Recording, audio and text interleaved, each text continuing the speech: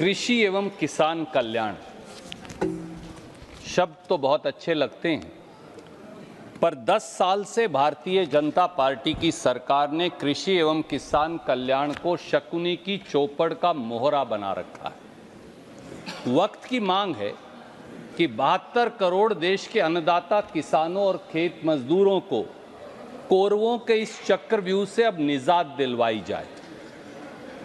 किसान की आय दुगनी करने, किसान को लागत पर 50% मुनाफा देने, किसान का दर्द बांटने 10 साल में अनेकों जुमले गढ़े गए, पर किसान को मिला क्या? केवल सरकार की दुत्कार, दिल्ली की सीमाओं पर नश्तरों और लाठियों की मार और आत्महत्या की हार। दिखावे के लिए किसानों की आरती तो उतारते हैं, पर असलियत में ये वो लोग हैं जो किसान के राह में कील, कांटे और नश्तर बिछवाते। काश इस देश के प्रधानमंत्री और कृषि मंत्री ने राष्ट्र कवि रामधारी सिंह दिनकर जी को पढ़ा होता। And I will only quote 4 lines sir. आरती लिए तू किसे ढूंढता है मूर्ख, मंदिरों राजप्रसादों में तहखानों में देवता कहीं सड़कों पर गिट्टी तोड़ रहे, देवता मिलेंगे खेतों में खलिहानों में। सर, किसानों की ये दुर्दशा क्यों हुई? किसानों की दशा कैसे सुधारी जा सकती है? दोनों पक्षों पर चर्चा करेंगे। किसान की नंबर 1, किसान की आय दुगनी करने का वादा जुमला साबित हुआ। 28 फरवरी 2016 को उत्तर प्रदेश में बरेली में प्रधानमंत्री जी ने यह वादा किया कि 2022 तक किसान की आय दुगनी हो जाएगी।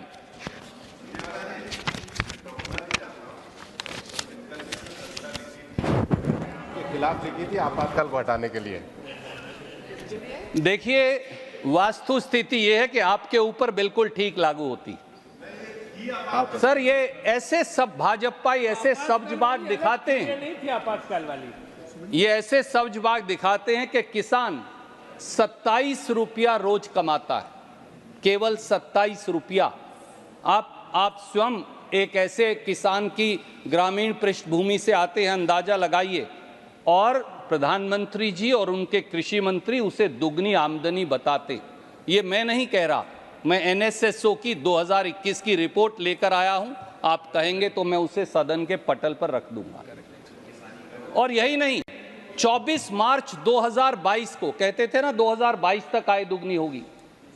इनकी 37वीं जो स्टैंडिंग कमेटी ऑन एग्रीकल्चर की रिपोर्ट है, उसने ये स्वीकार किया कि किसान की आय दुगनी होने की बजाय उल्टा कम हो गई।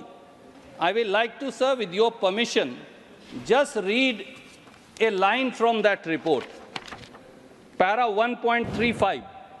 But there is no denial that major task for doubling of income of farmers lies with the Department of Agriculture and Farmers Welfare. It appears from the reply furnished by the department that the department is far from doubling the income of farmers. Rather, in some states it has come down. Correct. Sir, एक और पहलू आपके संज्ञान में लाऊंगा। खेती का लंबा चौड़ा बजट करने की शेखी कल बघारी गई, पर 5 साल में वास्तविकता क्या है? 5 साल में इन्होंने खेती के बजट से 1 लाख करोड़ रुपया सरेंडर कर दिया। सर, 2 पहलू आपके संज्ञान में लाऊंगा। साल 2020-21 में देश में कृषि का बजट कुल केंद्रीय बजट का 4.47% था। साल 2024-25 में आदरणीय मंत्री जी, कृषि का बजट कुल देश के बजट का 2.74% रह गया, यानी आधा कम कर दिया। शर्म की बात है।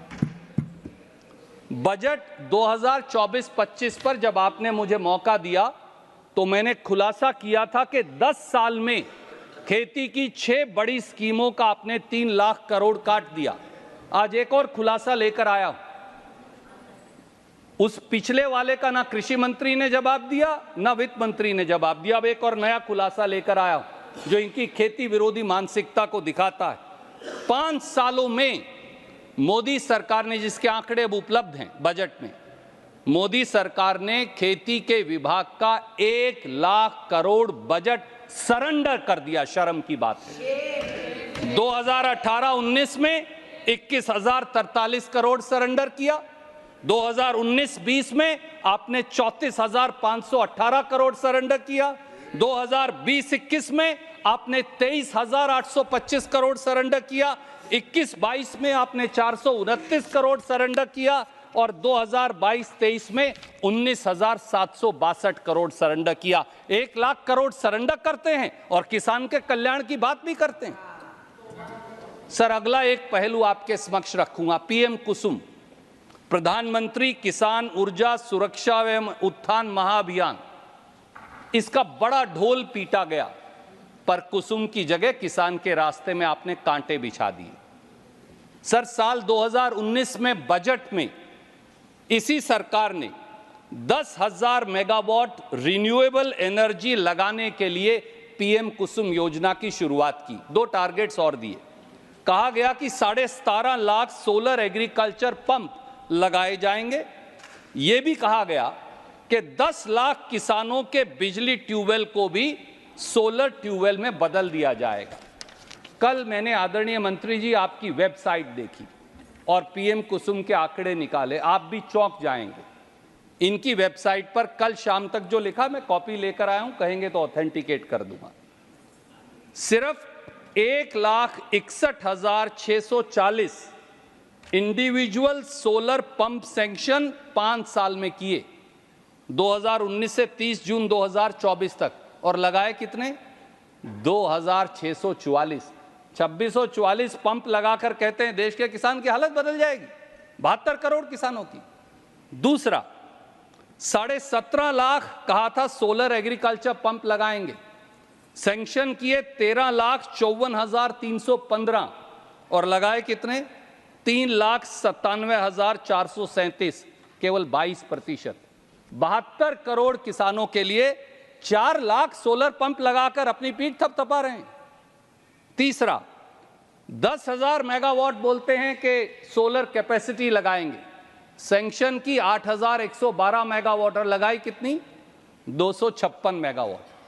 शर्म की बात है कि यह अपने आप में किसान से क्रूर मजाक है। यह कुसुम की जगह कांटे बोना नहीं तो क्या है? एक और पहलू, कल वित्त मंत्री जी ने एग्रीकल्चर इंफ्रास्ट्रक्चर फंड को लेकर बड़ी बड़ी बातें की, उसकी ढोल की पोल भी खुली हुई। बजट 2020 में 15 मई 2020 को पहली बार आपकी सरकार ने 1 लाख करोड़ के एग्रीकल्चर इंफ्रास्ट्रक्चर फंड की घोषणा की। बड़ी बड़ी प्रेस वार्ताएं की, अखबार में इश्तेहार दिए, खबर छपी। वित्त मंत्री जी ने कल क्या कहा? खुद मान लिया कि 35,000 करोड़ के प्रोजेक्ट एग्रीकल्चर इंफ्रास्ट्रक्चर फंड से सैंक्शन किए हैं 5 साल में, यानी 65,000 करोड़ तो पहले दिन ही छोड़ दिए। 5 साल में केवल 35,000 करोड़। अब क्योंकि उन्होंने वहां वर्ड सैंक्शन इस्तेमाल किया था तो मैंने जाकर फिर चेक किया तो पता चला वो यहां भी हमें असत्य बोलकर चली गई, क्योंकि उन्होंने ये छिपा लिया कि उस 35,000 करोड़ के सैंक्शन प्रोजेक्ट में केवल 25,504 करोड़ ही जारी किए हैं। 5 साल में 5,000 करोड़ जारी करते हैं एग्रीकल्चर इंफ्रास्ट्रक्चर फंड के नाम पर और 72 करोड़ किसानों के कल्याण की बात करते हैं। इससे क्रूर मजाक कोई हो सकता है? एक और पहलू, कल पीएम फसल बीमा योजना के बारे में बड़े बड़े कसीदे पढ़े गए। पीएम फसल बीमा योजना इस देश की सबसे बड़ी प्राइवेट इंश्योरेंस कंपनी मुनाफा योजना है। उपसभापति जी, साल 2016-17 से, और मैं इसलिए इनके एग्रीकल्चर मिनिस्ट्री का आंकड़ा ले आया, साल 2016-17 से 30 जून 2024 तक पीएम फसल बीमा योजना का प्रीमियम कितना दिया मंत्री जी? 2,29,789 करोड़ या 2,30,000 करोड़ मान लीजिए। और बीमा कंपनियों को मुनाफा कितना हुआ? 63,648 करोड़। यानी किसान को क्लेम कम और बीमा कंपनी को ज्यादा। बीमा कंपनियां 63,648 करोड़ कमाती हैं और मोदी सरकार अपनी पीठ थपथपाती है। ये किस प्रकार की स्कीम है? सर, एक और पहलू, मोदी सरकार खेती को बंधक बनाने के लिए पहले 3 खेती विरोधी काले कानून लाई और फिर एमएसपी पर खरीद ही नहीं करवाई। यहां एमएसपी की बड़ी चर्चा हुई। एक सवाल के जवाबों को आपदा में अवसर तब्दील करने के लिए यही सरकार 3 कृषि विरोधी काले कानून लाई। लाखों किसान दिल्ली के दरवाजे पर 1 साल से ज्यादा पड़े रहे, धूप में, गर्मी में, बारिश में। आपने भी उनकी व्यथा महसूस की होगी, उनका दर्द जरूर महसूस किया होगा। 700 किसान शहीद हो गए। उनकी शहादत को संसद के अंदर संवेदना प्रकट करने से इनकार कर दिया गया। किसान तड़प तड़प कर केवल न्याय मांगने आया था, दिल्ली के दरवाजे पर दस्तखत देकर हक मांगने आया था, लाल किले पर कब्जा करने नहीं आया था। पर कानून तो वापस लिए। एमएसपी की गारंटी का वादा जो किया था वो आज तक पूरा नहीं हुआ। और आज मैं आपसे एक कहूंगा, किसान एमएसपी की गारंटी क्यों मांगता है? क्या जरूरत है एमएसपी की गारंटी की? कारण बड़ा साफ है, क्योंकि मोदी सरकार, भाजपा सरकार, एनडीए सरकार घोषित एमएसपी पर, जो एमएसपी आप निर्धारित करते हैं, उस पर आप फसल खरीदते ही नहीं। यह दुर्भाग्य है इस देश का। तो एमएसपी का फायदा क्या है? और यह मैं नहीं कह रहा, सदन के पटल पर मैंने सवाल पूछा और 6 दिन पहले राज्यसभा में उस सवाल का जवाब आया। उस जवाब ने इस ढोल की पोल खोल दी और ये वो जवाब है sir. This is unstarred question number 483 answered on 26 July 2024 by the honourable agriculture minister. इन्होंने बताया, क्योंकि मैंने पूछा था कि कितनी रबी 2023-24 की फसल पैदा हुई, आपने कितनी एमएसपी पर खरीदी। मैं वो पढ़कर बताना चाहता हूं। गेहूं 2023-24 रबी में 1129 लाख मीट्रिक टन पैदा हुई, आपने खरीदी, आपका जवाब है 262 लाख टन, यानी 23%। बाकी कहां जाएं? आप एमएसपी पर खरीदते ही नहीं। आप रखते होंगे, आप बहुत बड़े किसान हैं ना। जो 16,53,000 टन पैदा हुई, ये मंत्री जी ने बताया। एमएसपी पर कितनी खरीदी? 0, एक दाना नहीं खरीदा। मैं नहीं कह रहा, आपका जवाब है। चना जो आप भी उगाते हैं, मैं भी उगाता हूं, इस यहां जो कृषि की पृष्ठभूमि से जुड़े लोग हैं, कहीं ना कहीं वो जुड़े हैं। 115,76,000 टन पैदा हुआ, आपने बताया खरीदा कितना? 115,76,000 टन से 43,000 टन, 0.37% एमएसपी पर खरीदा। मैं नहीं कह रहा, ये आपका जवाब है, 6 दिन पुराना। मसूर 17,54,000 टन पैदा हुई, आपने खरीदी कितनी रबी में? 2,47,000 टन, 14%। सरसों 131,61,000 टन पैदा हुई, आपने बताया खरीदी कितनी? 12,09,000 टन, 9.19%। सूरजमुखी आपके मुताबिक 51,000 टन पैदा हुई, 0% एमएसपी पर खरीदी। यह आपका जवाब है, जो 6 दिन पहले इसी सदन में आपने मुझे दिया।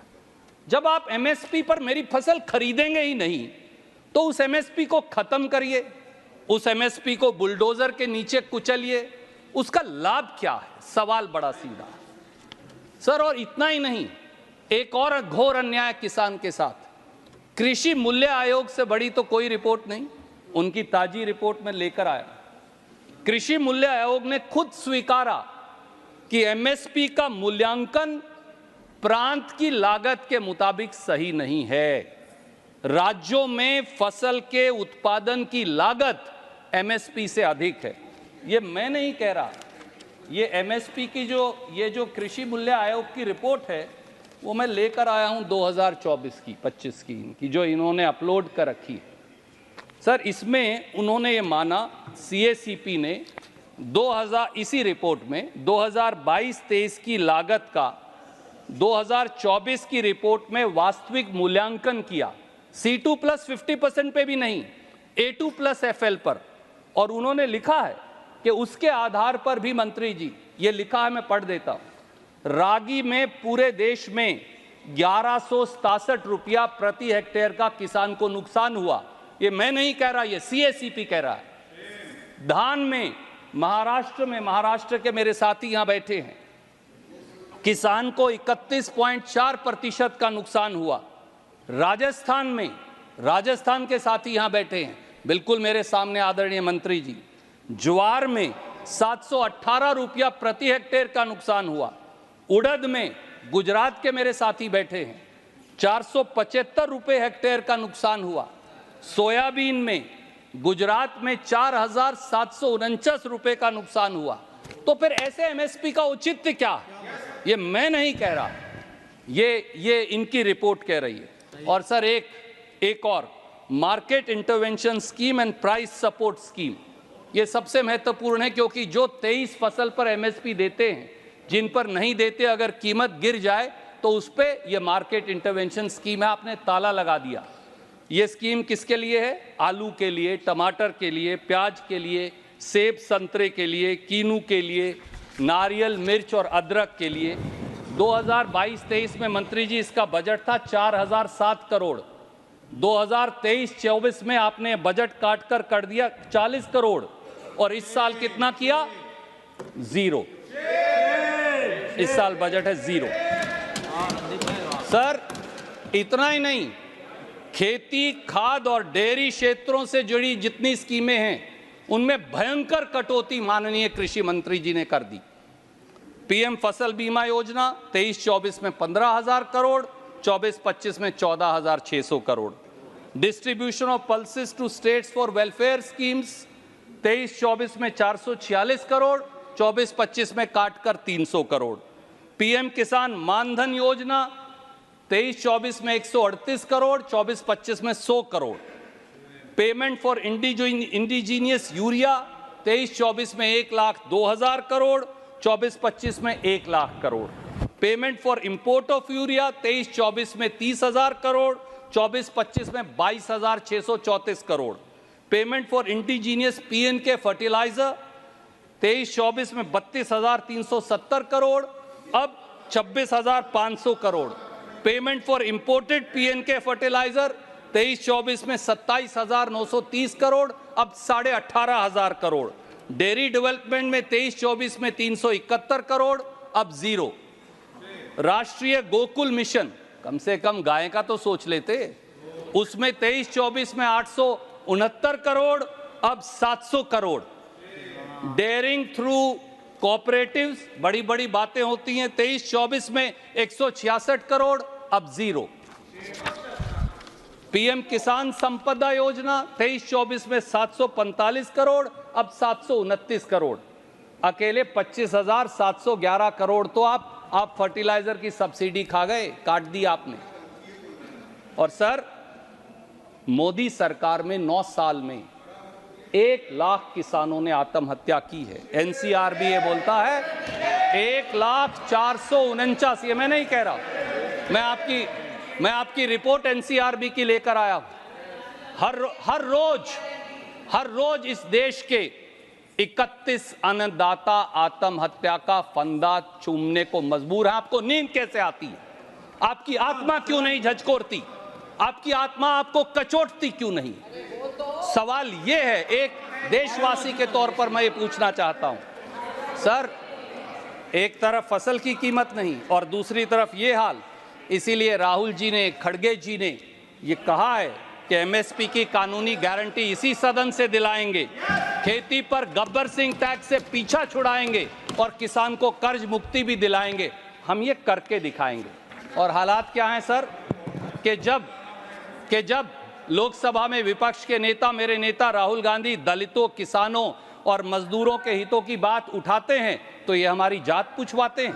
ये आप यहाँ की चर्चा करिए सर, जात चर्चा नहीं, आप यहाँ की बात करिए। सर जात जाननी है, आप यहाँ की बात करिए। ओके सर, जात जाननी है तो सोनीपत के खेतों में चिलचिलाती गर्मी में राहुल गांधी जी के साथ धान की पौध लगाते किसान से हमारी जात पूछिए। जात पूछनी है तो आजादपुर मंडी में आंसू बहाते हुए सब्जी वाले रामेश्वर भाई से पूछिए, जिसकी कड़ी मेहनत की जिंदगी का एक हिस्सा बांटने मेरे नेता वहां गए थे।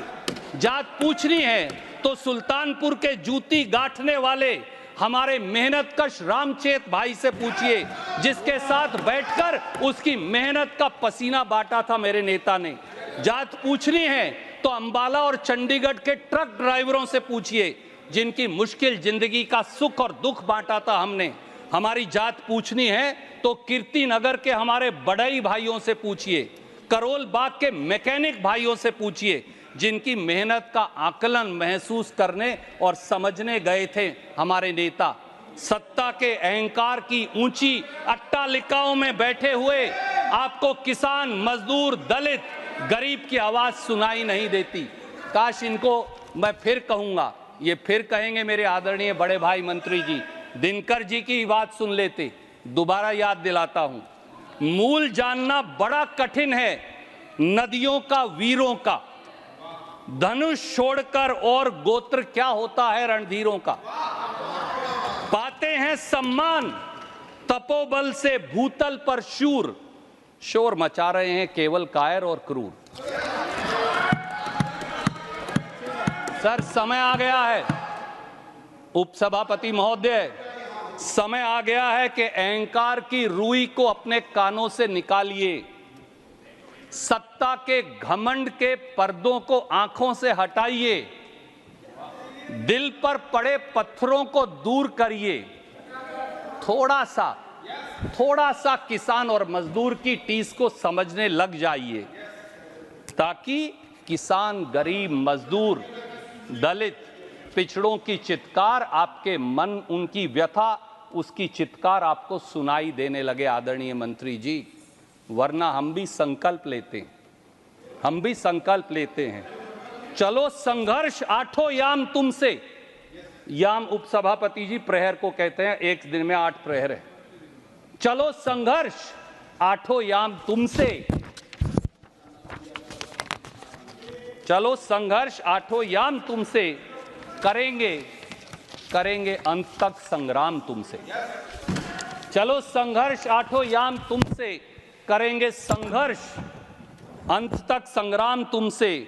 हमारी कल्पना, किसान के लिए जो हमारी कल्पना है, इस देश की कल्पना, मजदूर के लिए जो है हमारी कल्पना साकार होगी, किसानों की फिर जय जयकार होगी। जय जवान, जय किसान। बहुत बहुत धन्यवाद।